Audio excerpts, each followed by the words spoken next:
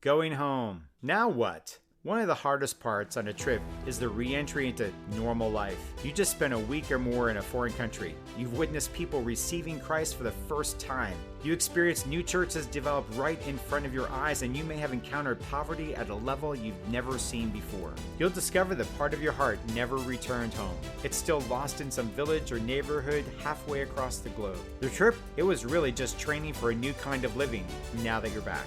There are a number of ways to stay connected to what God is accomplishing through E3 Partners and through the trip leader that you've met. Go with us again. Next time, bring a friend. You can also donate to our ministry abroad. Our best encouragement, make this experience an ongoing lifestyle.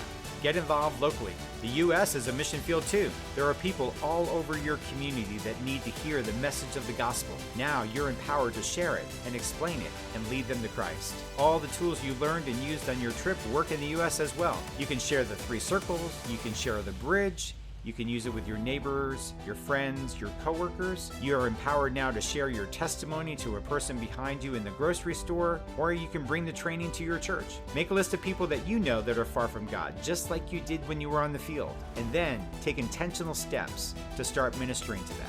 You can also get involved with our E3 US team. They do the same work domestically that we do globally. They search for houses of peace, they share the gospel, they disciple new believers, and they help plant house churches in the U.S. For more information about getting involved with E3 USA, go to this website. We also want to tell you about something that's very exciting that you can use as a tool to reach out to others all around you.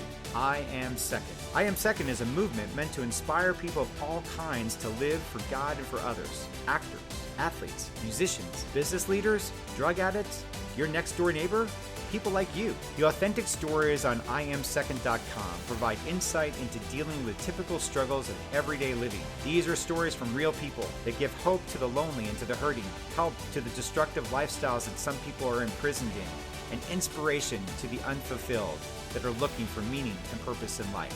Check out this website, IamSecond.com. Here you'll find stories that resonate with you and with your friends. Share them.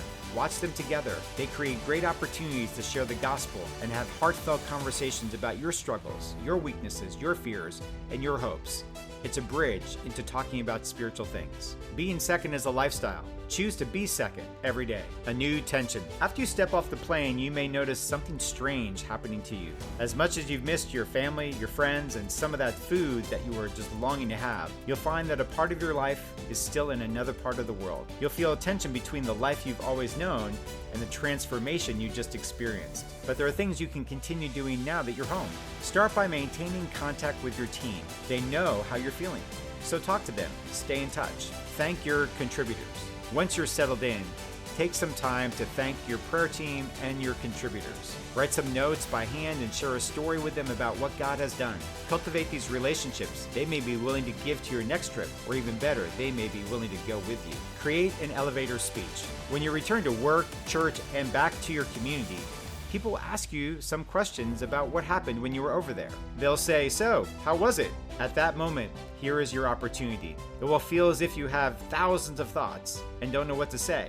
So, work on it before you get to that moment. It will be great to prepare 2 answers, one that will take 15 seconds to answer, like you're in an elevator, or another that will take 15 minutes, like sitting down with a friend at coffee.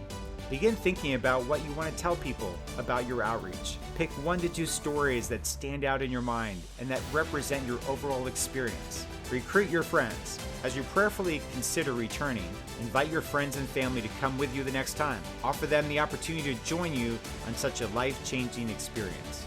Continue sharing your story.